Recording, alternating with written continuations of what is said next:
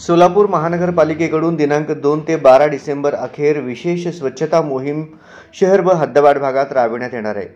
ज्या नागरिकांचे मालकीचे वाहन अगर टपरी बेवारस भंगार स्थितीत बंद असलेल्या स्थितीत रस्त्याच्या जागेत ठेवलेले असेल त्यांनी ते तात्काळ उचलून स्वमालकीचे जागेत ठेवावे, अन्यथा मोहिमेत अशा प्रकारचे वाहने किंवा टपरी मनपाकडून जप्त करण्यात येऊन त्याची विल्हेवाट लावली जाईल।